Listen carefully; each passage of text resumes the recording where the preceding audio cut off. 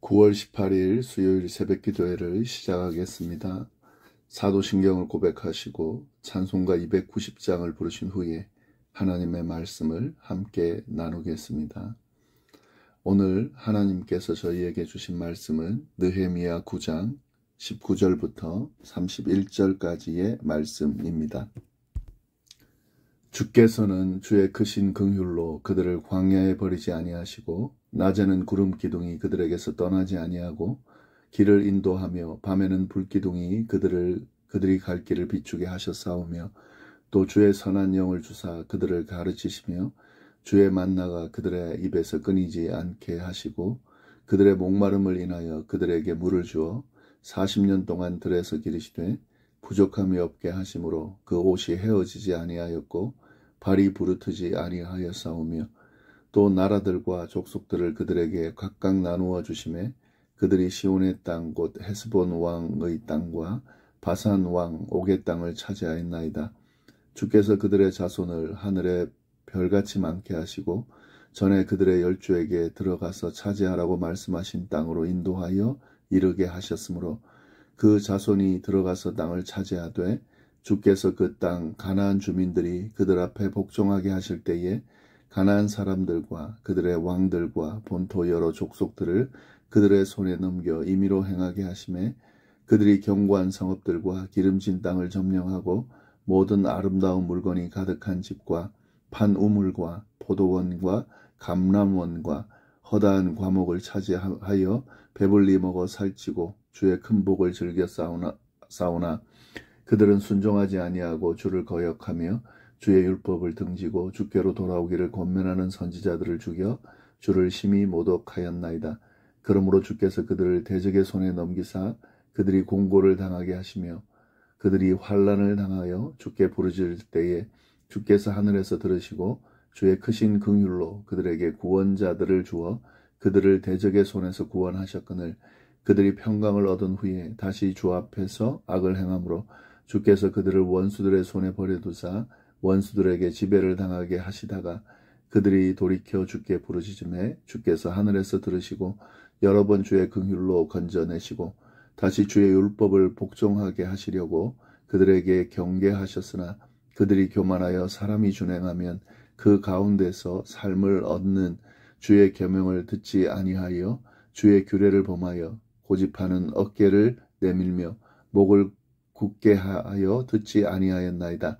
그러나 주께서 그들을 여러 해 동안 참으시고 또 주의 선지자들을 통하여 주의 영으로 그들을 경계하시되 그들이 듣지 아니하므로 열방 사람들의 손에 넘기시고도 주의 크신 긍휼로 그들을 아주 멸하지 아니하시며 버리지도 아니하셨사오니 주는 은혜로우시고 불쌍히 여기시는 하나님이시니이다.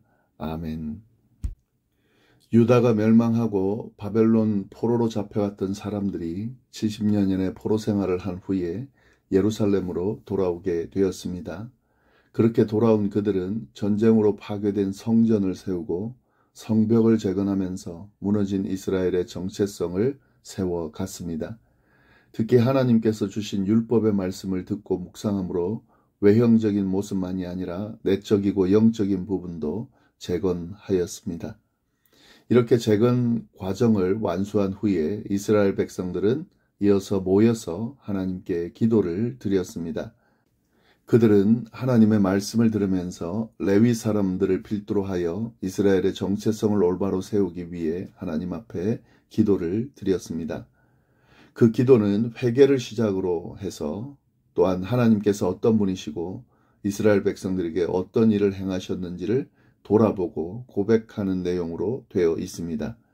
특히 죄로 인해서 하나님의 백성으로서의 정체성이 무너지고 하나님의 진노와 심판을 받게 된 사실을 고백하면서 이스라엘의 정체성을 바르게 세우려고 하였습니다. 그 기도의 내용이 바로 9장의 내용입니다. 오늘 본문은 어제 나눈 9장 앞부분에 이어서 계속되어지는 내용입니다. 어떤 내용인지 한번 보도록 하겠습니다. 오늘 본문 19절 이하의 내용은 바로 앞부분의 내용과 연결되는 내용입니다. 이스라엘은 하나님의 인도하심에도 불구하고 금송아지를 만들어 하나님을 모독하는 행동을 하였습니다. 그러나 그러한 이스라엘 백성들의 완악한 행동에도 불구하고 하나님께서는 그들을 버리지 않으시고 하나님의 크신 자비와 사랑으로 용서하여 주셨습니다. 그들을 광야에서 다 사라지게 한 것이 아니라 그 힘든 광야 생활을 하는 동안 도리어 그들을 지켜주셨습니다. 19절부터 21절까지의 말씀이 바로 그 내용입니다. 주께서는 주의 크신 긍휼로 그들을 광야에 버리지 아니하시고 낮에는 구름 기둥이 그들에게서 떠나지 아니하고 길을 인도하며 밤에는 불 기둥이 그들이 갈 길을 비추게 하셨사오며 또 주의 선한 영을 주사 그들을 가르치시며 주의 만나가 그들의 입에서 끊어지지 않게 하시고 그들의 목마름을 인하여 그들에게 물을 주어 40년 동안 들에서 기르시되 부족함이 없게 하심으로 그 옷이 헤어지지 아니하였고 발이 부르트지 아니하였사오며.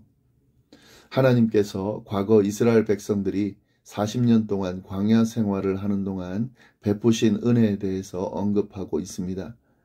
광야에서 버리지 않으셨고 낮에는 구름 기둥으로 밤에는 불 기둥으로 그들을 인도하셨다는 고백입니다.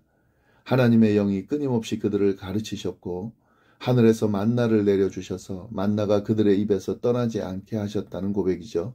그리고 그들이 목마를 때에 물을 주셨고 옷이 헤어지지 않게 하셨고 발이 부르트지 않게 하셨다는 고백입니다.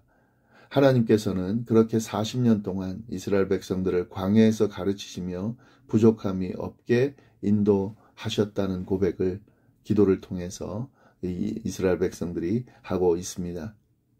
또한 하나님께서는 이스라엘 백성들을 광야에서만 인도하신 것이 아니라 약속의 땅 가나안으로 인도하셨습니다. 그 기도의 내용이 22절부터 25절까지의 말씀입니다.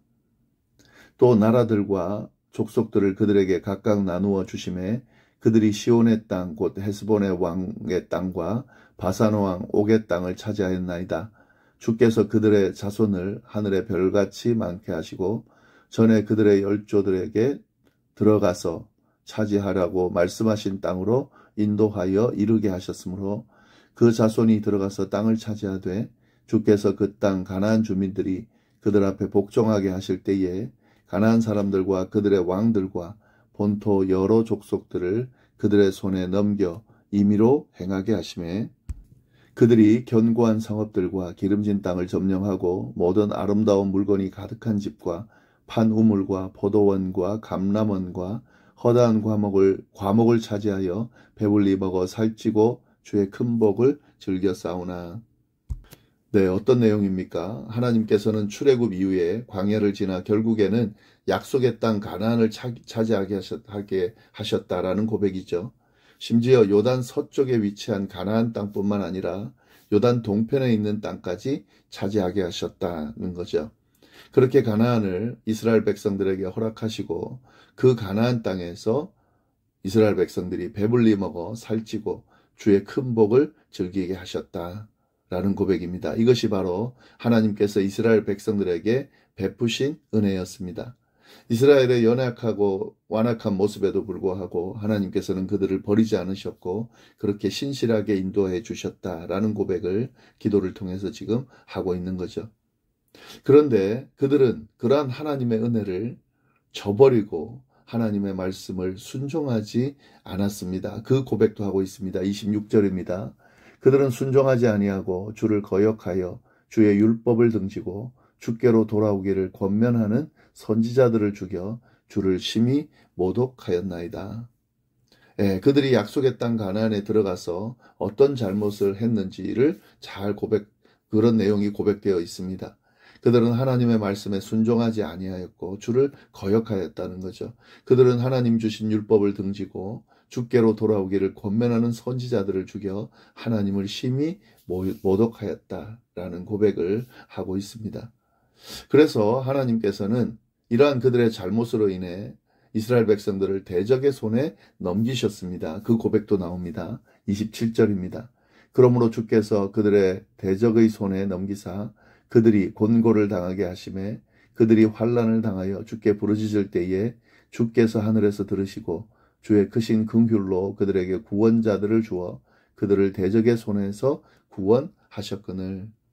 네, 하나님께서 타락한 이스라엘 사람들을 대적의 손에 넘기셔서 그들이 곤고를 당하게 하셨고 환난을 당하게 하셨다는 거죠.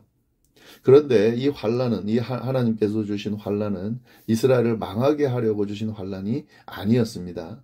그것은 하나님을 떠나 타락한 길로 가고 있는 이스라엘을 돌이키게 하기 위함이었다는 거죠. 그래서 이스라엘이 그 환난 가운데 하나님께 부르짖었을 때에 하나님께서 그들의 간구를 들으셨다 하는 고백도 이어지고 있습니다. 결국 하나님께서는 주의 크신 긍휼로 그들에게 구원자들을 보내주어서 그들을 대적의 손에서 구원하게 하셨다라고 하는 이 하나님의 마음이 이 고백 기도 속에 잘 담겨져 있습니다.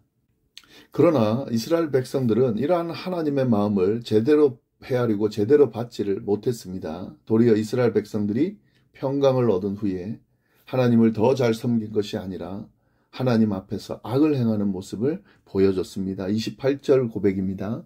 그들이 평강을 얻은 후에 다시 주 앞에 악을 행함으로 주께서 그들을 원수들의 손에 버려두사 원수들에게 지배를 당하게 하시다가 그들이 돌이켜 주께 부르짖음에 주께서 하늘에서 들으시고 여러 번 주의 긍휼로 건져내시고 평강을 얻은 그들이 다시 하나님 앞에서 악을 행했다는 거죠. 그래서 하나님께서 다시 그들을 원수의 손에 버려두시고 그들로 하여금 원수의 지배를 받게 하셨다는 거죠. 하나님의 심판이 또 임했다는 거죠.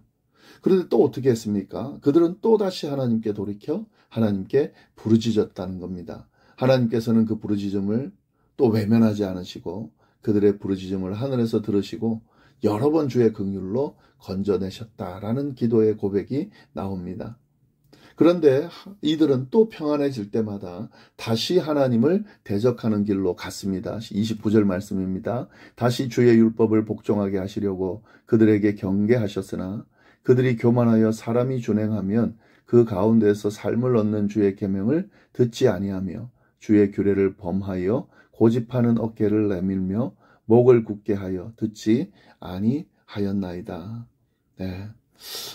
이렇게 또 반복하는 하나님이 은혜를 주셨는데 또 범죄하고 평안해지면 또 범죄하고 또 하나님이 그에 대해서 심판하시면은 또 부르짖고 또 부르짖는 그 하나님 그들의 기도를 하나님 또 들으시고 이렇게 반복한 과정에도 불구하고 하나님께서는 이스라엘 백성들의 이런 모습을 오랫동안 참으셨다라는 고백을 하고 있습니다. 30절 그러나 주께서 그들을 여러 해 동안 참으시고 또 주의 선지자들을 통하여 주의 영으로 그들을 경궤하시되 그들이 듣지 아니하므로 열방의 사람들의 손에 넘기시고도 하나님께서는 다시 범죄한 그들을 여러 해 동안 참으셨고 주의 선지자들을 통해 계속 주의 영으로 그들을 경계하셨다는 거죠. 그러나 그들은 그 말씀을 듣지 않고 자기 마음대로 했고요. 그들을 열방의 사람들의 손에 또 넘기셨다는 거죠. 하지만 하나님께서는 그들을 내버려 두지 않으시고 결국에는 그들을 이끌어 주셨습니다. 31절 말씀입니다. 주의 크신 긍휼로 그들을 아주 멸하지 아니하시며 버리지도 아니하셨사오니 주는 은혜로우시고 불쌍히 여기는 하나님이시니이다. 네, 이 본문을 보면은 사사기에 나오는 패턴이 잘 드러나고 있죠.